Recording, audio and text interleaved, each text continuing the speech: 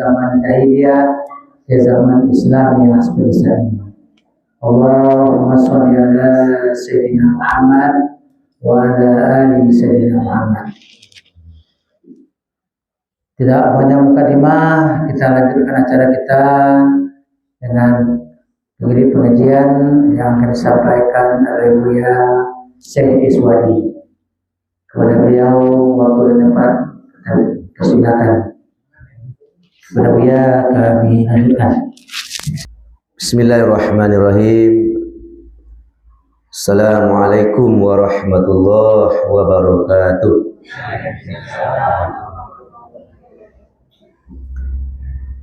Alhamdulillahillazi ja'alana min ummatin nabiyina Muhammad sallallahu alaihi wasallam. Asyhadu an la ilaha illallah wa asyhadu anna Muhammadar Rasulullah. Ahad zatullah Ahmad ruhullah Muhammad Habiballah Al-Mahdi Khalifatullah.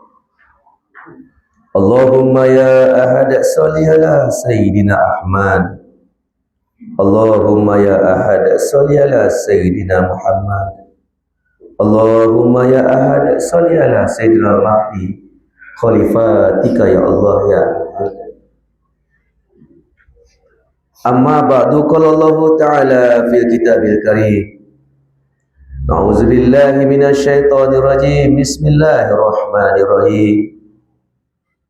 Laqad kana lakum fi Rasulillahi uswatun hasanah liman kana yarjullah wal yawmal akhir wa zakarallaha katsira.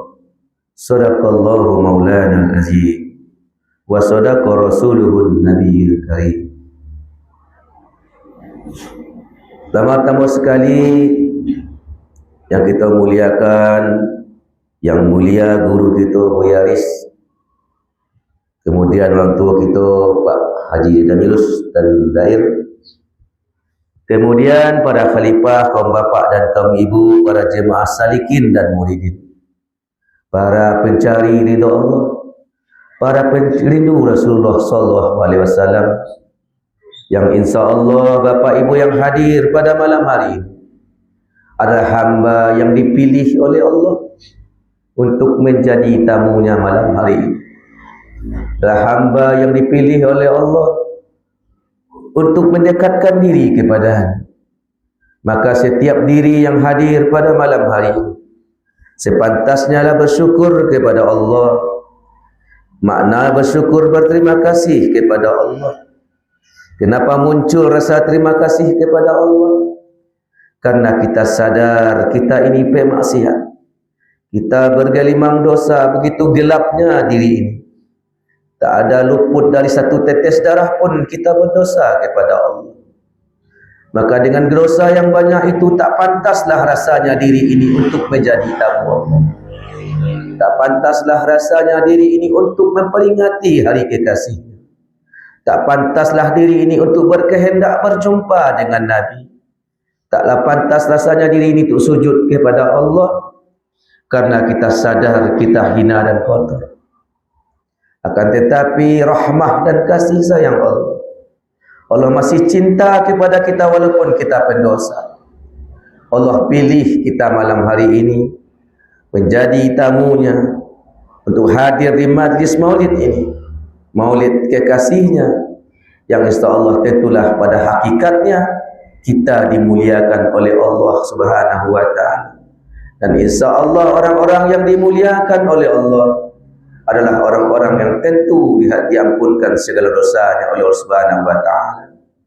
Hanya satu pinta kita kepada Allah, malam hari ini kita dimuliakan, malam hari ini kita diampuni.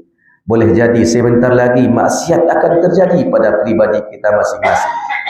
Maka kita berharap kepada Allah, ya Allah, Engkau muliakan kami malam hari ini. Ada satu minta kami, ya Allah, tetapkan kemuliaan untuk itu kami, ya Allah, sampai nyawa berpisah dengan badan.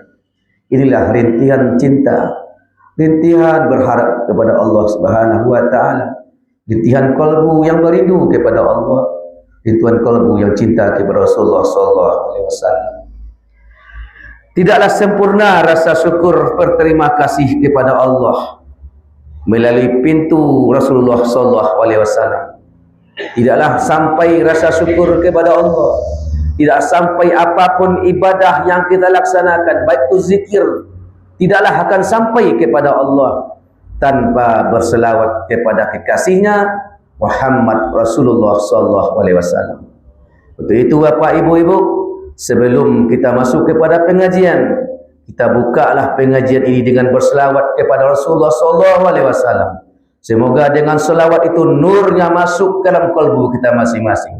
Sehingga nur masuk ke dalam kalbu kita masing-masing, sirat, cahaya terang gemerang masuk dalam kalbu kita, dan insya Allah ilmu yang didatangkan dari Allah akan kita sampaikan kepada kita bersama dan dapat kita pahami bersama-sama. Innallaha wa malaikatahu yusholluna 'alan nabi ya ayyuhallazina amanu shallu 'alaihi wa sallimu taslima. Sallallahu ala Muhammad sallallahu alaihi wasallam. Sallallahu ala Muhammad sallallahu alaihi wasallam. Asraqal badrun alaina فاختفت منه البدور مثل حسنك ما رأينا هد يا وجه السرور يا نبي سلام عليك Ya Rasul salam alaika Ya Habib salam alaika salawatullah alaika Anta syamsun anta badarun anta nurun fawqa nuri anta iksimu ghali anta misbahus suduri ya Nabi salam alaika Ya Rasul salam alaika Ya Habib salam alaika salawatullah alaika Ya Habibi ya Muhammad Ya عروس الخفقين يا حبيبي يا محمد يا عروس الخفقين يا مؤيد يا ممجد Ya Imam al-Qiblatayni sallallahu ala Muhammad sallallahu alaihi wasallam sallallahu ala Muhammad sallallahu alaihi wasallam.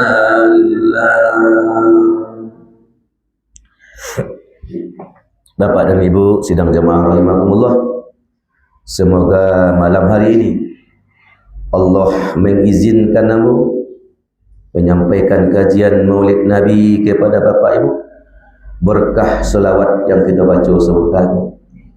Mudah-mudahan Allah Subhanahu wa taala meridai kita bersama-sama mencintai Allah karena kita memperingati Maulid Nabi karena cinta dan rindu kepada Rasulullah sallallahu alaihi wasallam.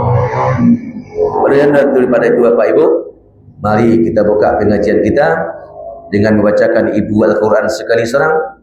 Kita niatkan Fatihah itu untuk Rasulullah sallallahu alaihi wasallam. Kemudian untuk para guru-guru kita yang mulia, ibu bapak kita, sanak saudara kita, musuh kita sekalipun, mari kita Fatihahi. Kenapa tak bolehlah membenci di antara kita? Musuh sekalipun kita doakan kebaikan, kita bacakan Al-Fatihah untuk mereka. Yang berkhusus lagi kepada ruh kita masing-masing kita Fatihahi.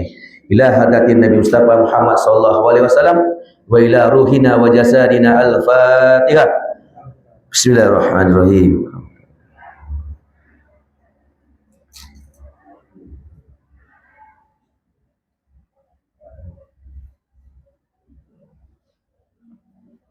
Amin ya Allah, amin ya Rahman, amin ya Mujibas Sa'ilin.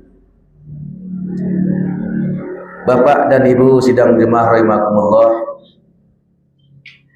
peringatan Maulid Nabi selalu kita peringati setiap tahun.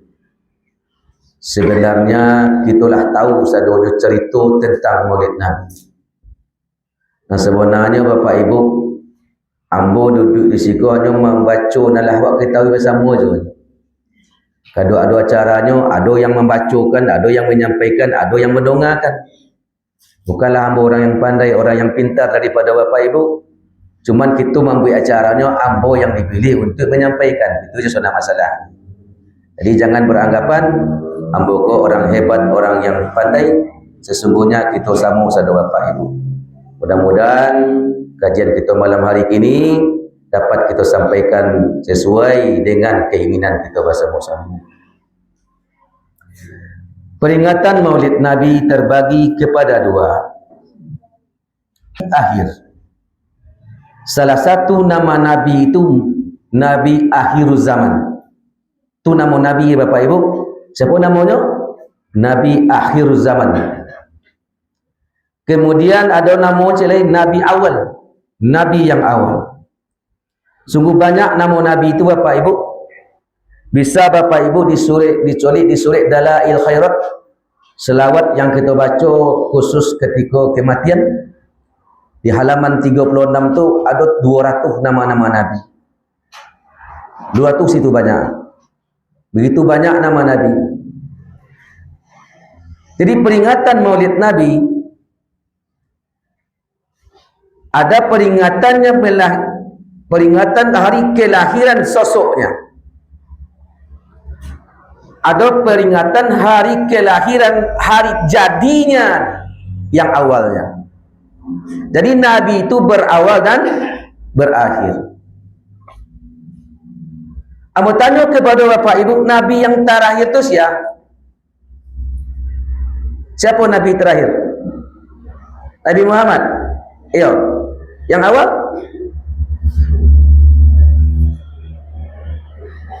Di sekolah Bapak Ibu kita keliru.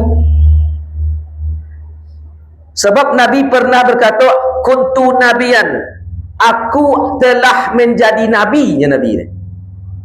Aku telah menjadi nabi sedangkan Adam masih tanah. Berarti dulu Nabi Muhammad menjadi nabi daripada Adam.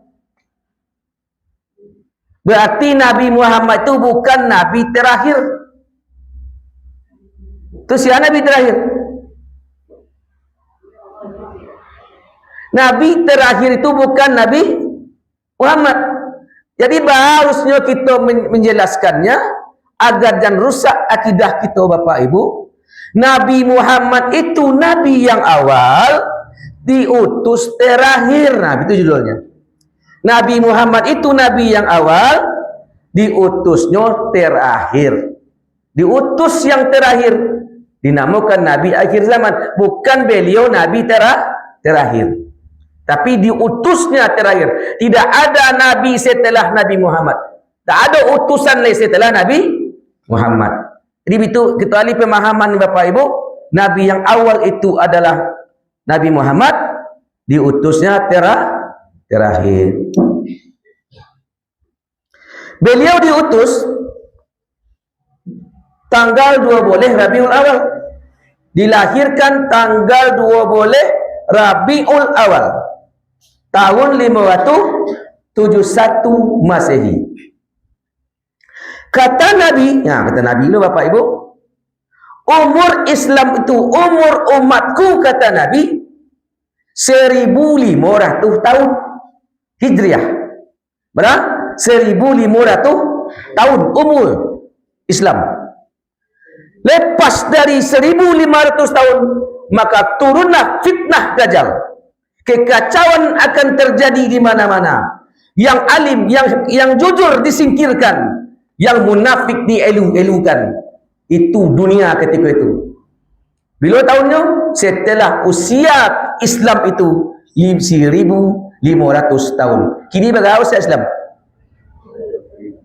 1447. Kita colik Bapak Ibu. Ia 1447. 1447 tahun Hijriah. Tahun Hijriah dihitung sejak Nabi hijrah. Sampai kinilah 1447 tahun. Berarti 53 tahun lagi kan itu kan? Ternyata Bapak Ibu, ada lain pendapat lain Bapak Ibu. Nabi hijrahnya umurnya 53 tahun. Islam itu terhitungnya sejak Nabi lahir. Berarti 47 tambah 53 lagi nih. Lah 1000 pas malam kini. Hati-hati lah Bapak Ibu leh. Berarti ikolah star-starnya. Star mulai kegaduhan, kekacauan akan terjadi.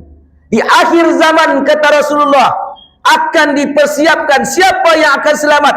Biqalbin salim, kolbu yang kuat baru bisa selamat. Berkuatlah kolbu Bapak Ibu mulai kini. Orang nanti akan terkecoh kalau tak ada ilmu kolbu. Tersesat kalau tak ada ilmu kolbu. Tertipu dek jubah, tertipu dek sorban, tertipu dek rida, tertipu Bapak Ibu dek penampilan, terkicuh wak. Salah tompang nanti Bapak Ibu kalau tak ada ilmu kolbu. Tak mulai kinilah starnya. Pas tahun Rabiul Awal kini 47 pas. Berartilah masuk satunya. Terhitung dari 12 Rabiul Awal kinilah barah.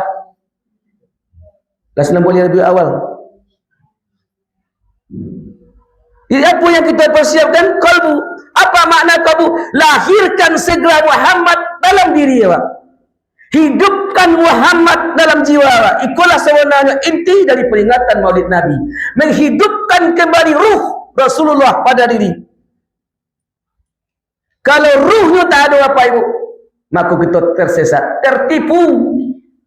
Lalu kalau kita terkecuh dia mata seorang, dia telinga seorang. Tapi kalbu tak pernah bohong, hati tak pernah dusta Bapak Ibu. Maka perkuatlah kalbu. Apa tanda Allah ingin memperkuat kalbu seseorang?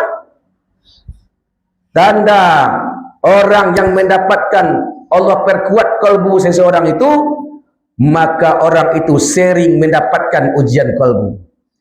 Diserang kalbu oleh Allah Ta'ala dengan masalah yang tak pernah berhenti. Difitnah lah orang, disakiti lah, dikecen gilo lah, dikecen sosek lah. Tu lah. Kenapa? Nabi pun demikian. Nabi dikatakan gilo, Nabi dikatakan majnun, Nabi dikecen dukun, Nabi dikecekkan peramal, berbagai macam hinaan kepada Nabi. Akan muncul akhir zaman, kemudian itulah pewaris mutlak Nabi Muhammad SAW. Kalau datang serangan-serangan gitu Bapak Ibu, awak dihina, dicaci, difitnah, berbaik sangkalah. Alhamdulillah, ternyata Allah menjadikan aku pengikut Rasulullah SAW. Pengikut Rasulullah itu pasti menerima dengan bentuk lain apa yang terjadi pada diri Rasulullah SAW. Jadi itu yang kita peringati Bapak Ibu, memperingati kembali kepada diri kita masing-masing. Apakah kita masih berada dalam siratal mustaqim? Apa itu siratal mustaqim? Jalan yang lurus. Ya tak? Apa itu jalan yang lurus? Jalan tak berkelok. Itulah. Boleh payah nak jawab. Jalan yang tak berkelok. Siapakah sebenarnya siratal mustaqim itu? Siapa sebenarnya jalan yang lurus dia? Jalan yang lurus sesungguhnya adalah Muhammad Rasulullah sallallahu alaihi wasallam. Salah satu nama beliau Siratal Mustaqim. Di mana cari di kitab Dalail Khairat, di kitab selawat Siratal Mustaqim. Jadi nama Nabi itu Siratal. Sebenarnya Siratal Mustaqim tu Rasulullah tu mana? Jadi kita dengar selama kau Bapak Ibu, Siratal Mustaqim tu lebih halus dari obuk lebelah 7, lebih tajam daripada pedang. Itu cerita kita nak-nak. Tapi yang sebenarnya Siratal Mustaqim itu adalah Muhammad Rasulullah. Ia lebih halus dari obuk lebelah 7, ya. Secara hakikat betul. Karena nurnya. Ia lebih tajam dari pedang, betul. Karena nur itu lebih tajam daripada api Bapak dan Ibu. Kalau nur itulah hidup dalam diri Bapak, barulah bisa aman kita Bapak Ibu. Tapi nur tidak hidup, zulmat yang terjadi, kegelapan dalam terjadi pada hati Pak, maka kesesatan akan terjadi. Nak ada nak elok orang dawak dia Bapak dan Ibu. Itulah Bapak Ibu. Itulah gunanya kita memperingati Maulid Nabi Muhammad sallallahu alaihi wasallam. Apa yang kita peringati? Bagaimana supaya kita bisa melahirkan sosok Muhammad itu pada bukan fisiknya tetapi kelakuannya, tetapi warisannya. Bagaimana supaya itu terjadi pada diri kita masing-masing? Laqad kana lakum fi Rasulillahi uswatun hasanah. Sungguh pada diri Nabi, zahir dan batin Nabi itu, awal dan akhir Nabi itu adalah contoh tauladan yang baik. Apapun aktivitas awak, baik itu urusan dunia, apalagi urusan akhirat, contoh terbaik adalah Rasulullah sallallahu alaihi wasallam. Solat yang kita laksanakan mencontohkan Rasulullah. Apa kata Rasul? Sallu kama ra'aitumuni usalli. Solatlah kamu sebagaimana kamu melihat aku solat. Bapak Ibu pernah tak melihat Nabi solat? Terbalik. Inilah perintah dalil wajib berguru. Kalau kamu tak melihat aku, lihatlah sahabatku. Kalau tak melihat sahabat, lihat murid sahabat. Kalau nak melihat murid sahabat, lihat muridnya sampai guru akhir zaman ini, sampai ulama warisatul anbiya. Jadi solat apapun ibadah awak harus menyambung ke Rasulullah melalui guru. Kita tak melihat Rasul, kita melihat guru kita. Guru melihat gurunya, guru melihat gurunya, guru melihat tabi'in, tabi'in melihat sahabat, sahabat melihat Rasulullah. Harus berguru. Berguru, berjodoh-jodoh. Tak bisa berguru kalau mak dawak je sebenarnya. Ambo tagak ke berguru kasihan guna. Lu tentu saling. Guru dan murid pun berjodoh-jodoh Bapak Ibu. Semasyhur-masyhurnya seorang guru boleh jadi tak berjodoh jawab. Guru pun berjodoh-jodoh. Bagaimana cara mencari guru? Cara mencari guru istiqorah. Bapak Ibu berguru le istiqorah tak? Lain. Istiqorah, ya Allah. Setelah solat istiqorah berdoa, kalau wahai ya Allah, akulah rindu kepada Engkau ya Allah. Tapi hamba nak tahu jalan menuju Engkau. Pertemukanlah hamba dengan kekasih Engkau, dengan para guru-guru mulia yang kalbunya lah menyambung je Engkau ya Allah. Hamba ingin berguru belajar dengan tunjuk kasih hamba kepada guru ya Allah. Itu Allah. Nanti Allah keluarkan isyarat. Apa bentuk isyarat? Boleh jadilah menang-menung hadir dia guru tu kawak perasaan tak bayang guru tu dah. Atau mungkin bikawa sobok tak sengaja. Itulah kira bagaimana cara Allah menyampaikan kawak kita akan diberi rasa dalam kalbu kita masing-masing Bapak dan Ibu. Ada isyarat. Kemudian Bapak Ibu, isyarat yang kedua, guru yang ma'rifatullah. Setiap mursyid belum tentu ma'rifatullah. Setiap ma'rifatullah pasti seorang mursyid. Nah, bagaimana guru yang mursyid ma'rifatullah? Disabu aja orang namu. Awak ingat ke Allah. Berjumpa kita dengan beliau itu, memandang wajahnya, mendengar kalam-kalamnya, hati kita ingat kepada Allah. Kok basuh dari Bapak Ibu pada itu, langsung sekali solam beliau, minta pengakuan, wahai Tuan Guru, tolong terima hamba jadi nak murid engkau. Kalam-kalamnya membangkitkan kita ingat kepada Allah, memandang wajahnya kita ingat kepada Allah, takona beliau tu kita ingat kepada Allah. Bapak dan Ibu, itulah sebenarnya Bapak Ibu, kenapa ada rabitah dalam zikir? Rabitah itu mengingat kembali, mengenang sang penzikir supaya teringat zikir kepada Allah lewat sunat. Tujuan rabitah Bapak dan Ibu. Ketika kita mengguna berrabitah kepada seorang politikus, tentu tak kena kita cara politik. Kata kita tak bayang kita seorang syekh, tentu tak kena kita Allah. Siapa yang kita rabitahkan, maka tak kena ada apa yang dilakukan. Itu yang rabitah Bapak dan Ibu. Bapak dan Ibu sedang jemaah rahimakumullah, inti kajian kita Bapak Ibu memperingatilah Nabi secara pribadi, melahirkan Muhammad dalam diri. Itu kita kunci. Kalau kita bentang kajian itu Bapak Ibu panjang, tak apa kesudahan. Kita baca maulid Nabi itu. Inti saja kita ambil, apa intinya? Kita lahirkan kembali ruh Muhammad yang ada dalam diri kita masing-masing. Jadi kita lahirkan jiwa sosok beliau menjadi contoh toladan yang baik. Bagaimana Nabi itu? Bagaimana sosok Nabi itu? Liman kana yarjullah. Bagi Nabi itu, jiwa Muhammad itu, pribadi Muhammad itu, liman kana yarjullah. Beliau hanya satu harapannya, hanya satu berharap hanya kepada ridha Allah Subhanahu wa taala.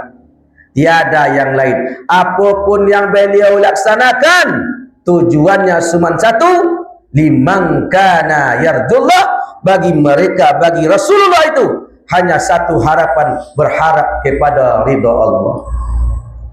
Jadi Bapak Ibu yang hadir malam ini, ingin tak mengikuti Rasulullah? Berbuatlah apapun yang kita buat, apalagi ritual ibadah kepada Allah, tujuannya cuma satu, adalah berharap ridha Allah sesuai dengan filsafat kita, dengan logo kita Bapak Ibu, orang-orang zikir, illahi anta maksudi wa ridhaka matlubi. Allah yang kami maksud dan ridhanya yang kami cari. Lah bertahun kita mengaji tentang ilahi anta maksudi wa ridhaka matlubi Bapak Ibu. Tunggu pertanyaan dari diri yang pribadi kepada kita bersama. Apa yang bertanyakan Bapak Ibu? Assalamualaikum, kita mengaji hanya Allah yang dimaksud ridha yang dicari. Lah basuh dari Ibu ridha Allah. Lah dapat Allah yang dimaksud dan ridhonya yang dicari. Kita cari ridha Allah, ila dapat Allah talun. Ada nak lah ada. Amo tanya ke Bapak Ibu, ridha Allah tu dicari atau diagih? Ridha Allah tu diberi India Allah atau kita cari? Diberi Allah kan Pak? Berarti nak cari. Kau cari ke mak dia cari? Ia dicari boleh juga. Bagaimana mencari ridha Allah tu? Cara mencari ridha Allah itu wukuf namanya. Apa tu wukuf? Diam, nak menggari dia tu mencari ridha Allah. Tapi kau menggari juga nak mencari ridha Allah dia. Diam. Atau hanyut dalam kalimat la ilaha. Habis itu maksudnya. Jadi diam tadi baru dapat ridha Allah. Bukan mencari. Apa bukti orang mendapatkan ridha Allah? Apa tu? Model lah. Bapak Ibu boleh dapat atau belum? Tak tahu. Balik tak tahu. Tak tahu rupa tu tak tahu. Nyawa Mencari ridha Allah tapi tak tahu je orang tu. Sebenarnya sampai ke awak sebenarnya awak tak tahu. Apa bentuk ridha Allah tu? Apa tanda orang mendapat ridha Allah tu? Orang yang mendapat ridha Allah itu, mereka telah ridha atas kejadian pada diri. Olah bisa kita ridha mani muajulun. Itulah ridha dah. Apapun bentuknya. Leka penyakit, leka masalah, leka hutang banyak, apapun. Allah bisa ridha lun. Berartilah dapat ridha Allah namanya. Tapi kalau ridha, berarti lu dapat ridha Allah. Tapi payah tak? Ya payah. Itulah. Jadi itu tanda mutlak boleh itu Bapak Ibu. Segala sesuatu yang terjadi di awak atau di alam semesta kau, pasti hukumnya semua itu adalah kehendak Allah. Nak adus, nak Allah nak satu. Sesuatu yang terjadi pada pribadi awak pasti pemberian Allah. Keinginan Allah, keinginan awak mana saja? Keinginan Allah. Kita berkeinginan kini kuah. Sesuatu yang ketujuh dia akal dan apa suat. Ternyata kejadian tak sesuai dengan keinginan awak dia. Berarti ketika itu keinginan Allah yang berlaku. Itu gunanya. Berarti ketika kita benar pada ikut awak ketujuan. So nak kebalikan dan dapat. Dan kebalikan tu keinginan Allah. Bapak Ibu sepakat keinginan Allah lebih baik daripada keinginan awak. Berarti ketika kita menerima yang tak lamak di akal, yang tak sesuai di hati nafsu, berarti itu sebenar keinginan Allah yang sedang berlaku. Yakinkan bahawa keinginan Allah tu lebih baik daripada keinginan awak. Pasti hukum bapak dan ibu. Tanamkan model itu. Tak tuju dia je kau keinginan Allah mah. Dia nak tampak sebenar ancaan aja. Tertutup, terhijab nama bapak dan ibu. Jadi itu tanda orang mendapat ridha Allah. Apa tandanya? Mereka ridha atas ketentuan dalam kehidupannya sehari-hari. Bapak dan ibu, masalah ridha Allah ibarat pepatah orang Minang, melantai dahulu sebelum luluh. Ridha dahulu sebelum terjadi lebih baik daripada konai dahulu ridha. Kalau konai dulu tondeh tak? Ridha kemudian payahnya mana? Itu harusnya ridha dulu mas sebelum konai. Lepas dia cerobe. Bahasa dulu. Biko pulang malam. Solatlah kau solat witir, kau solat tahajud. Setelah itu baca doa dan kita baca setiap ketika sekolah dulu. Raditu billahi rabba wa bi islami dina wa bi Muhammad nabiyya wa rasul. Raditu billahi rabba. Wahai ya Allah, ambo ridho apapun yang terjadi besok pagi ya Allah. Semua itu pemberian Engkau. Tapi ambo mohon kepada Engkau ya Allah, bantu ambo untuk ridho ya Allah. Kalau nak Engkau bantu nak lekar ridho ambo ya Allah. Lepaskan pula awak. Jangan sombonglah awak. Ambo ridho besok. Kau nak ridho. Itu harusnya bantu ambo ya Allah supaya ambo ridho menerima ketentuan Engkau sehari besok. Betul tak setiap betul. Aku nak kau sunyo melantai dulu sebelum dulu bapak dan ibu. Atau yang Nabi limang kana ya jullah. Wal yauma akhir, hanya berharap apapun yang dilakukan Nabi itu hanya untuk hari akhirat. Ajo yang dibuat oleh Nabi di dunia ke untuk akhirat saja. Dalilnya apa? Wa ma khalaqtul jin wal insa illa liya'budun. Tidak dijadikan jin dan manusia kecuali untuk beribadah kepada Allah. Akhirat tu makna kita lebih maknai, akhirat tu lebih makna kita maknai adalah kepada Allah Subhanahu wa taala. Ajo niatkan lillahi taala. Tujuannya ke Allah, untuk ridha Allah saja Bapak Ibu. Ada kita niat selain pada Allah tak? Tidak, dalam niat tak ada. Solat niat kepada Allah. Bolehkah kita berharap masuk surga Bapak Ibu? Boleh. Boleh kita minta surga ke Allah? Tak agak Bapak Ibu masuk surga? Iya. Jawablah Bu. sudah leh, sudah ngaji leh. Walau bang. Iya. Baru teragak bapak ibu masuk surga. Surga? Baru teragak masuk surga. Surga senang. Cuman rumah awak surga nak senang? Tu? Surga dunia. Bapak dan ibu, di surga itu penuh dengan kenikmatan yang belum terlintas di fikir awak ni. Tak ada terfikir bah kenikmatan begitu. Balu tak kena di pengguna awak ni. Bagaimana kenikmatan yang diberikan Allah di surga itu? Jadi bapak ibu, kok masuk surga, kok ingin masuk surga boleh. Tapi bapak ibu, jangan minta anak-anak juga boleh. Minta anak-anak kesenangan. Kalau kita masuk surga pasti senang. Tu baru saja kita berdoa ke Allah masuk surga boleh. Wahai ya Allah, tolong masukkan hamba ke surga Engkau ya Allah. Kenapa?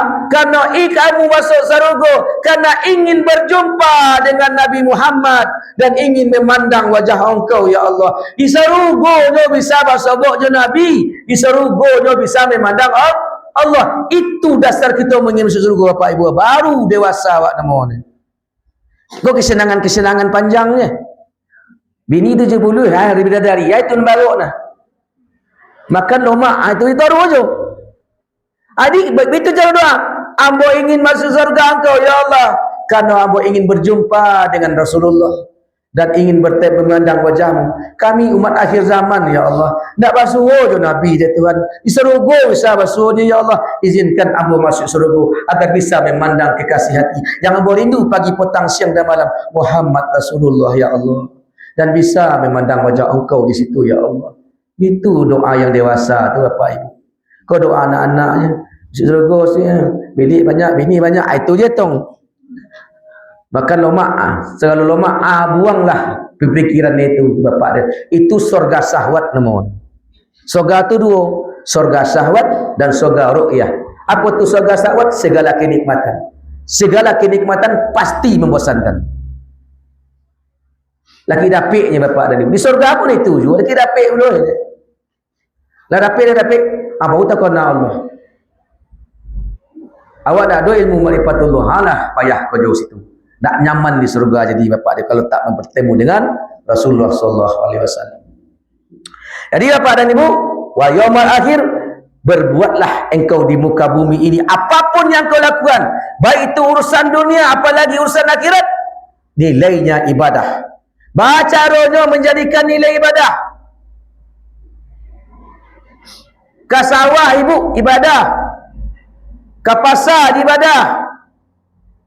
Apapun aktivitas kita dijadikan ibadah di hadapan Allah. Dia bisa tak? Dia bisa? Baca dong boleh? Ikhlas. Buat ikhlas itu payah macam mana ni? Ikhlaslah puncaknya. Jadi baca rohnya agar dinilai ibadah di Allah. Ke sawah bapak ibu beribadat. Pertama tu niat. Aku ke sawah karena Allah. Aku ke pora karena Allah. Niatkan kepada Allah sadulu. Itu kata kunci pertama. Yang kedua bapak ibu, ketika kita lah kerja di sawah dan namanya, di pola namanya, kapan dinilai ibadah? Ketika kita ingat ke Allah. Ketika kalbumu menyebut nama Allah, ketika nafas turun naikmu menyebut nama Allah, itulah yang dinilai ibadah dari Allah Subhanahu wa taala. Makanya ada ayat fawailul lil musallin, neraka bagi orang yang solat, neraka wail. Kenapa? Karena kalbunya, karena jiwanya tak ingat ke Allah. Boleh jadi orang yang di sawah sedang beribadah dipandang di Allah. Boleh jadi orang yang solat tunggang-tunggi di situ, boleh jadi menjadi laknat di Allah Subhanahu wa taala. Alat ukurnya fawailul lil musallin itu ala di kalbu kita masing-masing. Lalai dalam mengenal Allah. Itu masih standar Bapak Ibu. Itu masih standar neraka wailun itu. Puncaknya fawailul lil musallin itu apa? Fawailul lil musallin, neraka wailun, celakalah manusia yang merasa dirinya yang solat. Itu puncaknya. Ada tak kita merasa solat? Neraka dalam pandangan makrifat. Di bab makrifat yang salah Bapak Ibu, di pandang syariat tidak. Di bab makrifat, kalau masih merasa aku yang solat, maka neraka wailun doang. Di bab makrifat itu puncak. Jadi keakuan nak pun dibuang, tidak merasa. Kenapa? Ketika azan berkumandang, hayya 'alas solat, marilah solat, aja apa nak? La haula wala quwata illa billah. Kita maknai dia nak pandai dan solat dia tuan. Tak tentu dan jendak dia Allah, dan bongak nak ngerti cik tiu tu lah kira-kira tanpa bantuan engkau. Berarti nak pandai buat dia. Tapi kau mengaku ya pandai solat dia tu. Secara hakikat. Itu puncak Bapak Ibu. Jadi Bapak Ibu, yang dikatakan nilai ibadah itu ketika kita ingat kepada Allah.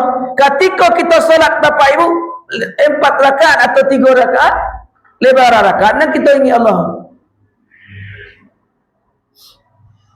Sarakat. Berarti sarakat dan ibadah. Dan 2. Berarti solat kita bersama-sama, termasuk diri yang berperibadi Bapak Ibu, tak ada yang sempurna. Itu harus ni. Kita harus pandai-pandai ke Allah. Lena ibu pandai-pandai ke Allah. Bapak Ibu boleh detik ini berhentilah meminta keadilan Allah. Banyaknya kita minta keadilan Allah. Ya Allah, berikanlah keadilan Engkau, ya Allah. Ada apa betul tak? Bercaran malah ke sana nama tunjukkan keadilan Engkau dari Allah saja. Ya betul tak? Ada orang itu. Jadi jangan pernah minta keadilan Allah lain.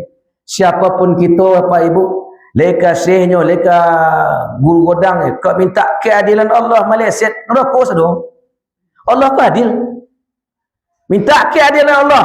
Yuk bona-bona togak Allah dia keadilan di sifat jalalnya. Minta keadilan Allah. Solat wajah kau nak ada timur je tak ada. Percaya dah Bapak Ibu. Nak ditimur dah Allah dia. Kalau togak di keadilan. Bantu togak keadilan. Ia nak bungkut makanan tarah. Balik makanan baik Bapak Ibu. Dan salah, ia salah dia Allah.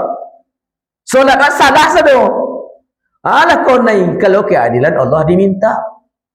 Itu apa yang diminta? Rahmat Allah. Ya Allah, amba sadar solat mu dah selesai ya Allah. Terima jugalah ya Allah. Berikanlah rahmat solat Engkau. Rahmatilah solat kami ya Allah. Itu lah. Jangan minta kehadiran Allah. Apapun Bapak Ibu, lain masalah dunia, apapun masalah kita sama kita, jangan pernah kita minta keadilan Allah lain. Tujuan awak mungkin kan maniaya orang itu. Awak kau neyul itu deh. Kau bercakap tu tunjukkan keadilan Allah kau ya Allah. Tak tentu ni tak putihnya. Jangan seperti itu. Jawab awak tak bawa deh. Awak tak lebuh dari Bapak dan Ibu. Mintalah rahmat Allah Subhanahu wa taala. Jadi bagaimana caranya agar Bapak Ibu bisa tetap ingat kepada Allah? Hakikat mengingat Allah itu sebenarnya itu intinya melahirkan Muhammad pada diri dia. Apa kuncinya? Zikrullah. Zikir kepada Allah. Apa itu makna zikir? Zikir pertama maknanya membaca, menyebut. Di mana disebut? Di lisan dan di hati. La ilaha illallah sika Allah Allah zikir menyebut tu makna pertama. Makna zikir yang kedua mengingat. Siapa yang mengingat? Jiwa yang mengingat. Yang ketiga makna zikir mengenal. Siapa yang mengenal? Ruh yang mengenal. Kita punya fisik yang membaca, kita punya hati yang membaca, kita punya jiwa atau nyawa yang mengingat, kita punya ruh yang mengenal. Itu makna zikir. Mengenal, mengingat dan membaca. Membaca tak mungkin taruh. Bisa baca taruh? Tak kan? Nyo nak bisa taruh dua. Maingat je, mengenal je. Bisa taruh. Membaca tak? Jadi diperintah dia Allah, ya ayyuhallazina amanu zkurunallaha qiyaman wa qu'udan wa 'ala junubihim. Hai orang yang beriman, ingat Allah, tegak ingat Allah, duduk ingat lalu-lalu. Ingat bisa taruh. Bahasa dong ingat.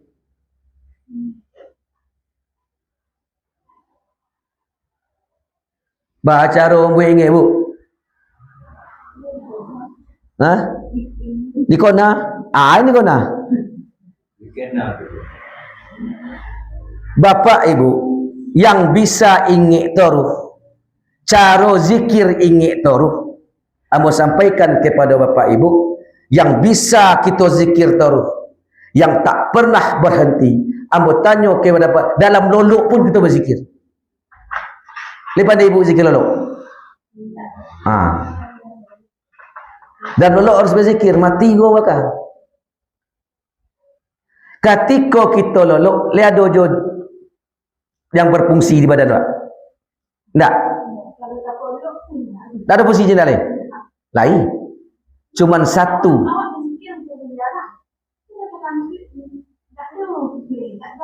Ketika kita lolok, semuanya mati. Masih ada tak yang berfungsi? Pas. Napas yang berfungsi. Napas yang berfungsi. Kalau berhenti napas mati. Itu yang jiwa. Jadi Bapak Ibu, ikulah tasbih yang diberikan di Allah. Pakai itu taruh. Ada Bapak Ibu ponik mongok nak. Ponik zikir banyak orang. Ponik zikir nanti tu. Banyak orang ponik zikir. Ya tak? Bapak Ibu, ibu-ibu pernah nak ngecek ponik zikir? Ambo lain pernah ngecek ponik zikir. Ponik lalu. Ya tak? Mongok ngecek ponik? Tak. Tak kuat nak mongok. Jadi napas itulah yang zikirkan di bawah taruh. Dipakai taruh. Jadi menampangkan zikir di napas. Ikulah makna kata-kata orang dahulu. Hidup kan dipakai, mati nan kan ditampang. Zikir napas ikulah yang insyaAllah yang bisa berkekalan. Awak mongok taruh.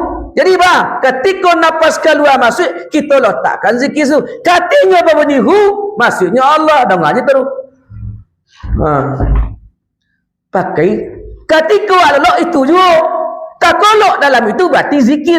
Kalau kita pengguna kita sebelum lolok, tak kolok di ujungnya. Penutup. Itu zikir. Ketika napas tu naik pakai taruh. Kati-ondahu. Ketika keluar napas, menyebut masih Allah. Allah. Allah. Aku napas. Biasa-biasa dia napas tak mencari-cari dia ajak ni Bapak Ibu. Sebab sadarnya napas biasa tapi isi dia zikir itu. Sadar Ketika napas keluar menyebut kalimat Allah. Ketika napas wak keluar, adakah Bapak Ibu bisa menjamin masuk balik? Tak kan? Kita berdoa juga kalau ya Allah, matikan kami, akhiri kalam kami dalam kalimat la ilaha illallah. Doa leh setiap sembahyang. Latihan tak ada. Latihan ni napas ni. Ketika napas keluar menyebut nama Allah, kau hendak nak masuk nak balik. Dah keluar nama Allah tu ke dalam ni. Atau nak husnul khatimah. Ketika kita bernapas keluar Allah. Poin sekali nak balik. Kau nak dibiasakan napas waktu naik kau isi zikir tahu dah tionda selama nyoda Allah. Pelantak ni kau dah. Lo ni kalau nama Allah keluar. Aku ni benteng yang sebenar. Napas ke Bapak Ibu. Cara membuatnya murahnya. Caranya kita amalkan supaya zikir itu langsung babuni seorang tak cari-cari. Supaya napas itu bisa terdengar seorang. Mulai dari pangkalnya. Apa pangkalnya? Pangkalnya di ruh. Bagaimana cara ruh itu? Ruh merasa memandang. Ruh merasa melihat. Ruh merasa mendengar. Wajar dulu. Ketika kita menuang, jangan stop berdoa dulu. Menuang. Rasakan kita dipandang di Allah. Rasakan hadir Allah jawab. Adapun tu rasa. Kalau lah muncul rasa itu, secara otomatis kalbu terdengar dah. Selama kita cari dia tak nak kunjung dapat pandang di kalbu nya guru aja colik nak kunjung dapat dia. Dari dalam mulai. Rasakan kehadiran Allah dia. Ada rasa dipandang oleh Allah, nafas tu naik cukup bunyi hu Allah. Hu Allah. Tapi kemudian akan terdengar yang berletak sendiri. Inya berkata seorang, inya nak berzikir. Bunyi seorang. Baru lisan mengucapkan, kok zikir aku syahadat kita duduk astagfirullah baru pas. Praktek sekali. Cibola sekali. Taujikan sekali kepada Bapak Ibu. Cibo tes Bapak Ibu ketika zikir nafas ni. Keluar masuk ni. Itulah yang dikatakan untuk akhirat. Supaya nyo terkunci wa zakarallaha katsira. Nyo banyak mengingat Allah. Awak banyak tak? Ambolah sudah zikir. Tak banyak nama ni. Ambo nak kunjung tonang ni, nak dapat ketenangan dalam zikir ni. Tu bah, berhenti lu. Ya betul tak? Ketika kita berzikir tak merasa lemak, berhenti Bapak Ibu zikir. Yo, ambolah sudah zikir. Dek sudah tu dek kau ni. Zikir kau nak bahasa sudah ni. Tak ada istilah sudah. Selagi nyawa dalam badan, selagi napas turun naik, tetap berzikir sampai dia nyawa sampai ditenggorokan. Di situ berakhir berzikir tu Bapak Ibu. Tak ada sudah ni. Kecuali wirid-wirid dia tak bagi je sudah ni. Wirid bersama mandu tu masih tu wirid no ni. Wirid zikir, tapi zikir yang hakiki tak ada kesudahannya doh. Bila sudah?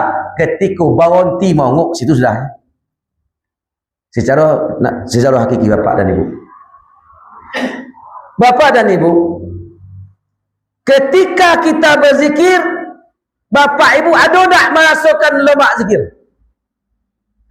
Ada? Merasakan lemak? Ada juga. Mana banyak kita merasa lemak pada nak lemak? Banyak tak lemak? Ketika dapat lemak, hilang dan lemak tu balik. Cari-cari tu balik, iya kan? Cari je lemak tu balik. Ketika tak dapat lemak, sonang ni, berhenti je. Tu kesalahan awak. Kenapa? Zikir itu sebenarnya lemak tak menjadi ukuran doh. Zuk tak berzuk, josuk tak josuk, menangi atau tak menangi, apapun bentuknya, nak itu standar zikir doh. Itu semua pemberian Allah. Ketika kita berzikir, Allah berkata siapa berzikir tonang, nyata kita tak tonang. Jangan kecil Allah penutup. Allah nak agak bagi awak tonang tu mengalah. Zikir dia terus. Kenapa dia Allah hilangkan sonang tu? Allah mantes, hilang sonang berhenti tak? Kalau ia berhenti, berarti zikirnya ia bertuhan kepada sonang, bukan bertuhan kepada pemberi sonang itu sendiri. Isikop tak liciknya Bapak dan Ibu. Banyak zikir lain, nak sonang ni, nak rapik ni, kayu bercapang bontaan. Tak ada lemak zikir kini ni. Berarti ibu mempertuhankan lemak, tak mempertuhan beri lemak ni. Jadi alat ukur standar zikir taruh aja, sonang tak menjadi ukuran. Nikmat dan musibah tak ada masalah. Nikmat dan lemak musibah yang tak lemak, nah itu ukuran ni. Ukurannya kepada yang pemberi nak lemak, ukurannya kepada yang memberi musibah. Standarnya ke kiun. Awak standar lemak tak lemak je. Lagi kita minta situ je kau jo. Nak kunjung sampai ke Allah. Jadi berhentilah kita berzikir mengharapkan ketenangan. Tujuan tak tonang zikir tu doh. Tonang itu hanyalah hadiah dari Allah. Jangankan tonang, nak lemak pun sebenarnya hadiah dari Allah juga. Kenapa Allah beri tak lemak? Kenapa Allah beri sonang? Karena Allah mengecekkan. Dan itu tujuan kalian zikir itu sonang ke Allah. Awak kakiun tujuan awak ni. Alah salah. Pangkal ilah yang tak maksudi. Tujuan tak di tengah tak lima tu sendiri ni. Tak kalau tujuan ni. Kama? Kasonang. Jadi Bapak Ibu, Kita berzikir, jalankan ajalah apapun yang terasu. Sakit sonang tidak menjadi ukuran. Ya bu, taruh. Nah itu standarnya. Itu yang dikatakan zikir taruh. Tak ada alat ukur nikmat dan musibah tak jadi ukuran. Sonang tak menjadi kilometer le. Tujuan kilometer hanya kepada Allah. Kenapa nak sonang gini? Allah nak tagak bagi dan sonang ni. Kenapa nak lemak? Allah tagak bagi dan tak lemak. Itu gitu doang. Begitu memahami zikir cakap Bapak Ibu, baru kita aman berjalan zikir cakap, baru lemak putar sopi. Lah. Jadi itulah Bapak Ibu sebenarnya yang dikatakan Nabi. Supaya itu bisa terjadi, kata Nabi, Qul in kuntum tuhibbunallah. Katakan kepada mereka Muhammad, kalau kalian ingin mencintai Allah, kita ingin cinta Allah tak? Ingin kembali ke Allah tak? Fattabi'uni, maka ikuti Nabi. Baru kita ikuti Nabi. Supaya bisa kita mengikuti Nabi, kita ketahui sosok Nabi. Sosok Nabi secara zahir, sosok Nabi secara batin, sosok Nabi secara halus segala macam. Secara ma'rifatullah kita ketahui, secara syariat, secara tarikat, secara hakikat, secara ma'rifat kita ketahui cara Nabi itu apa dan Ibu. Baru fattabi'uni, ikuti aku, kata Nabi. Baru itu sampai ke Allah. Yuhibbukumullah, baru orang-orang yang mengikuti Nabi baru mendapatkan cinta Allah. Orang-orang yang akan memandang Allah, pintunya Rasulullah. Kenali Rasulullah terlebih dahulu, baru bisa masuk sampai kepada Allah. Bermakrifat kepada Rasulullah lalu, baru bisa bermakrifat kepada Allah Subhanahu wa taala. Bagaimana cara bermakrifat kepada Rasulullah? Karena kita tak berjumpa dengan Rasulullah, bermakrifat dulu kepada pewaris-pewarisnya agar menyambung kepada Rasulullah sallallahu alaihi wasallam. Jadi Bapak Ibu yang hormati, kita lahirkanlah malam ini mahabbat pada Bapak Ibu kepada setiap pribadi kita masing-masing. Jadi inti peringatan Maulid Nabi itu sebenarnya kita hidupkan kembali ruh Rasulullah itu pada pribadi kita masing-masing. Apa yang ditinggalkan oleh Nabi, sifatnya ada 4 perkara. Yang pertama sidik, yang kedua amanah, yang ketiga fatonah, yang keempat, yang ketiga tabligh, yang keempat fatonah. Apa itu sidik secara kita maknai? Sidik itu benar. Apa benarnya? Benar syariatnya. Sidik itu maknanya kita benarkan syariat awak. Ambolah ngaji marifat tak perlu syariatnya, gagah lah perlu Nabi. Benarkan syariat awak, bagaimana cara berwudu, bagaimana cara beristinja, bagaimana cara solat, bagaimana cara syariat kita benarkan. Kemudian amanah terpercaya, amanah itu iman. Berarti jadilah iman yang terpercaya. Amanah. Sifat amanah di kalbu orang yang terpercaya. Bagaimana orang yang terpercaya itu? Di kalbunya tak ada rumus-rumus selain pada Allah, hanya nama Allah itu baru terpercaya. Kalbu Rasulullah itu penuh dengan nama Allah. Nak ada nama lain selain daripada nama Allah. Jadi yang dikatakan amanah itu orang yang beriman secara hakiki itu adalah dalam kalbunya telah ada nama Allah Subhanahu wa taala. Awak nak mungkin 100% do. Setidaknya 51%. Jangan di bawah 50. 51% nama Allah di kalbu, itulah ada harapan menang. Ibarat pemilu nama 2 calon, kok 51 je kena menang tak? Model tu lah kira kalbu kita kok harus diisi nama Allah setidak seminimal-minimalnya 51% lah ada nama Allah. Jangan kurang daripada itu. Kok kurang pada itu kalah Bapak dan Ibu. Itu yang amanah.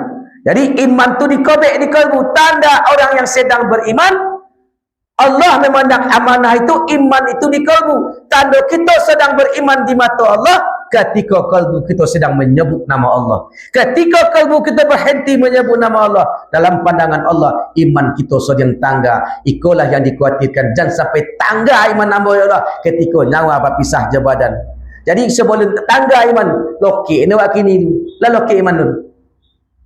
Lah tak pasang nama Allah di kalbu, baru kita ngecek kalau yang sampai tangga nama engkau dalam kalbu hamba ya Allah sebelum nyawa berpisah di badan. Wajib hukumnya kita lokikkan, kita stempel nama Allah dalam kalbu kita masing-masing Bapak Ibu. Dan kita mohonkan ke Allah jangan sampai tangga. Kemudian tabligh menyampaikan, ikut apa makna menyampaikan Bapak Ibu? Ikulah ilmu hakikat sampai paham je tu. Itu yang hakikat. Hakikat tu pahamnya sampai. Kalaulah paham sampai, baru muncul ma'rifatullah. Baru sifat Nabi yang keempat bernama fatonah, cerdas. Jadi orang bermakrifat tu orang cerdas. Badai cerdas, utak nak berguna oleh. Pemikiran tak berguna, cerdasnya. Apapun yang kesanakan terjadi oleh. Kanulah bersama Allah Subhanahu Wa Taala. Jadi Bapak Ibu, kita bersama-sama, kita masih ilmu belajar zikir, kita syariat zikir dan yang ketiga hakikat. Kalau kita masih berada di lingkaran yang tiga itu, masih tergelincir. Kita ahli zikir, lah banyak zikir, lah banyak kali suluk, masih bisa tergelincir. Orang hakikat masih bisa tergelincir. Yang tak bisa tergelincir adalah orang bermakrifatullah. Kalau seandainya banyak orang suluk, setelah suluk berbuat kewatiknya tidak sesuai dengan zikir itu sendiri, ia masih ilmu zikir. Kenapa? Zikir itu masih lemah. Kenapa berkatakan lemah? Masih bisa diganggu setan? Karena setan adalah raja zikir. Zikir-zikir yang kita baca kini lah dikuasai oleh setan dulu, lah mengerti dulu tentang itu. Kini kita aman, kita serangnya gitu. Ya gak angkat tolok. Jadi setan tadi takluknya dan ma'rifatullah. Apa itu ma'rifatullah? Ma'rifatul Rasul, ma'rifatullah. Jadi takluknya setan tadi karena ada ilmu ma'rifatullah. Kita kunci kaji le. Ini kita kunci le. Kita kunci kajian dari Bapak dan Ibu. Dengan kita tutup dengan kelahiran Nabi Muhammad sallallahu alaihi wasallam. Di malam kelahiran Nabi Muhammad sallallahu alaihi wasallam, tepatnya 12 Rabiul Awal tahun 571 Masehi, di malam kejadian itu, lebih kurang pukul 3 malam atau pukul 4 tengah malam, malam gelap gulita, kolam sakolam-kolamnya negeri ketika itu. Hari sudah hujan lebih, Kaabah sedang diserang saja itu dek pasukan bergajah. Di malam kelahiran Nabi Muhammad SAW, sebelum beliau lahir, umat ketika itu sangatlah jahil.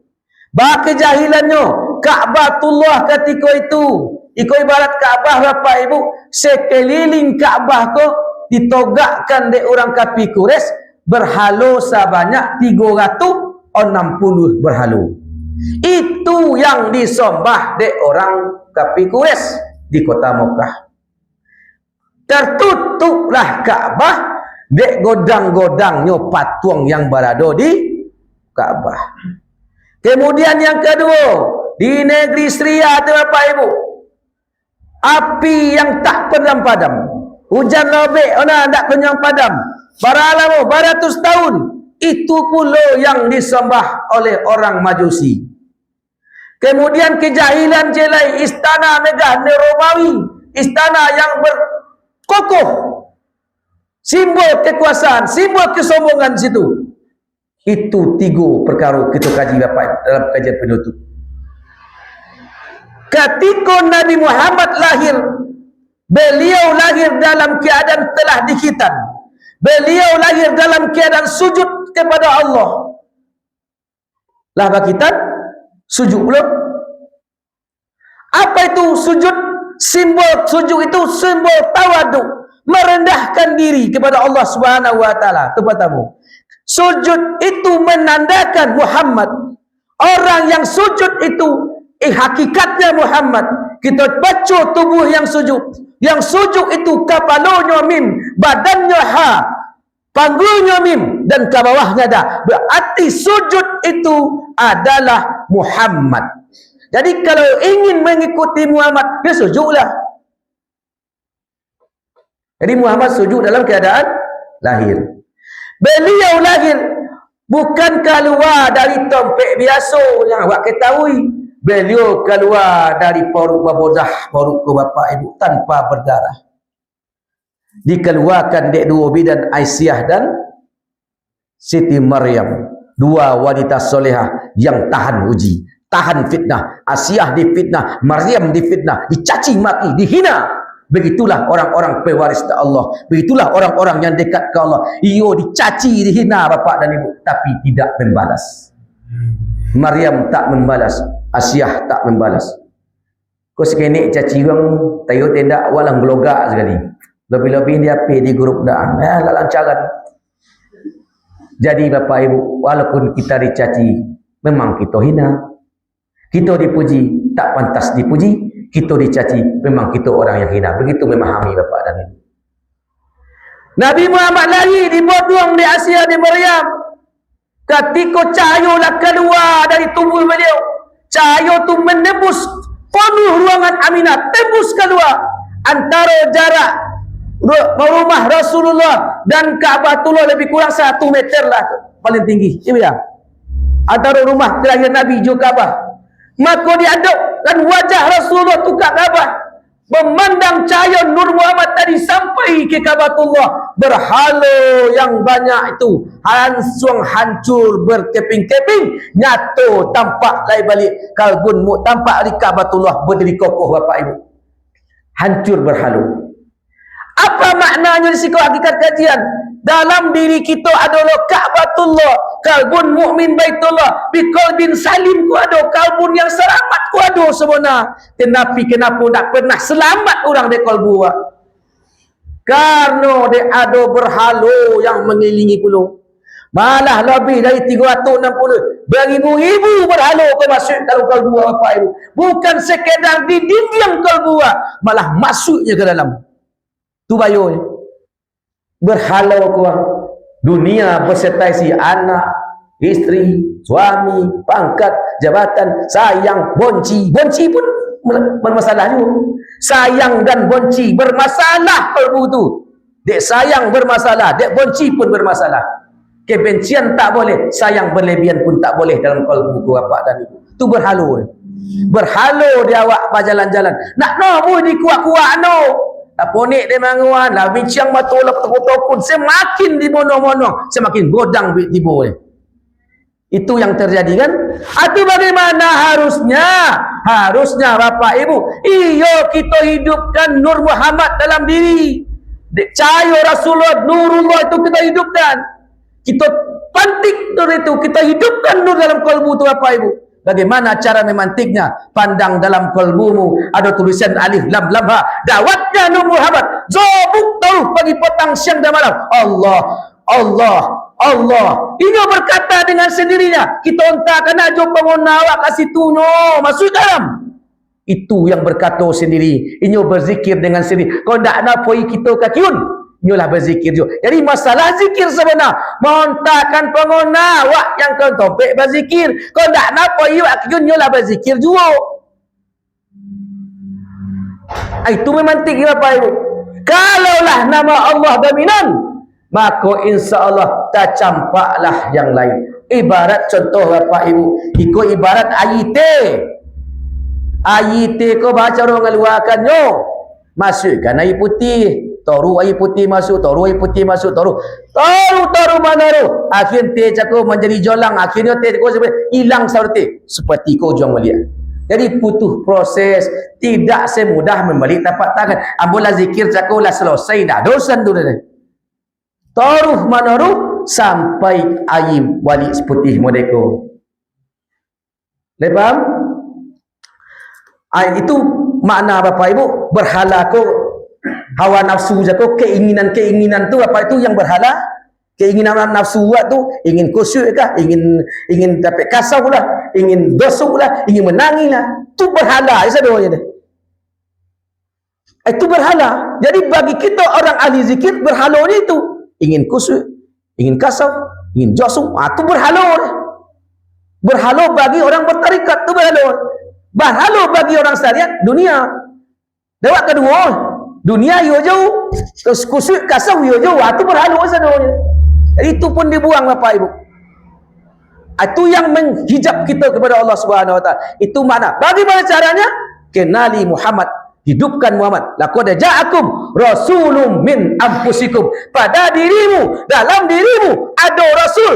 Maka pantiklah, maka connectlah, jalinlah hubungan dengan beliau. InsyaAllah topik cahaya tadi berhalu akan hancur. Baru nyatu kalbun mukmin betul. Baru muncul bi qalbin salim. Olah dapat bapa ibu kalbu yang salim lun. Olah kalbu yang selamat lun. Kalbu yang selamat murah tandunya. Kalbu yang selamat itu adalah tidak ada rumus kebencian sigoda. Tak ada rumus dendam sigoda. Tak ada suuzon sigoda. Tu baru selamat kalbu ni. Tak ada suuzon ke Allah. Buruk sangka ke Allah, buruk sangka ke makhluk Allah. Selalu memandang positif kepada makhluk Allah. Selalu memandang negatif kepada diri. Aku baru kalbu yang selamat. Awak tak? Kalau awak memandang elok awak je, orang buruk panjangnya, aku tak selamat kalbu nama orang.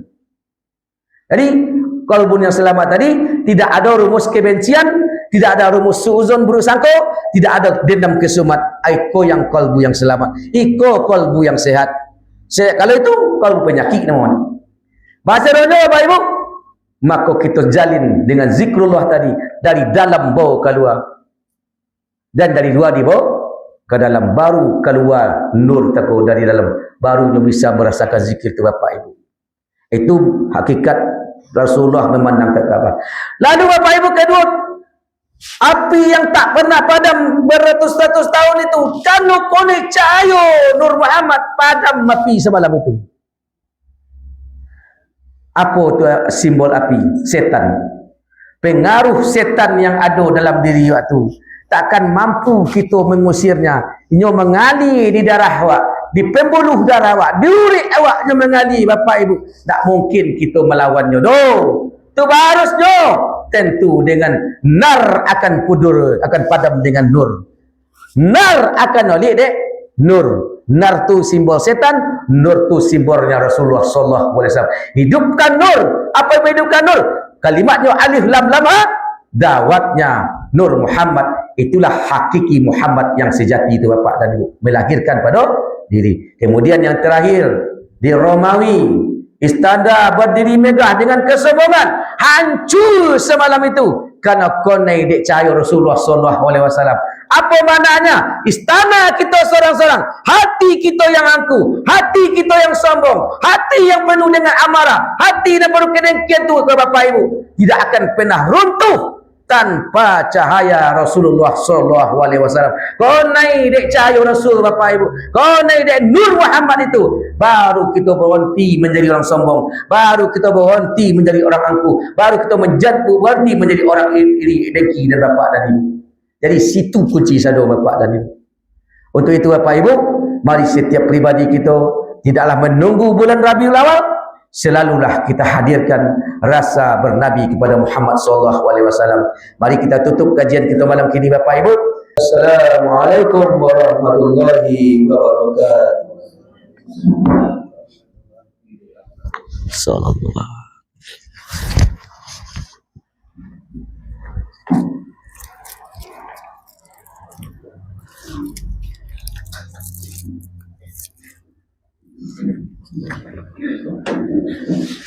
Allahumma arfa'ina.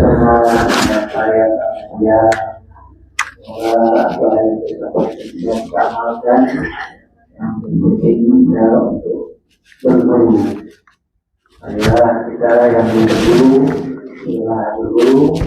baik kepada Rasulullah. Dengan kita alhamdulillah, amin. Wabillahi taufiq wal hidayah. Assalamualaikum warahmatullahi wabarakatuh.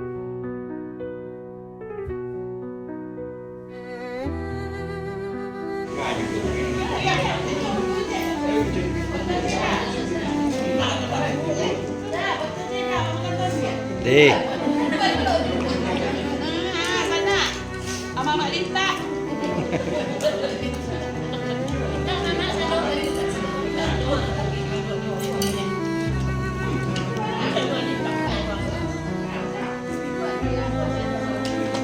Ni medul ni ni. Ha. Ni medulnya ni. Ha. Ha. Tak. Orang pesa ini kok sana. Kuku.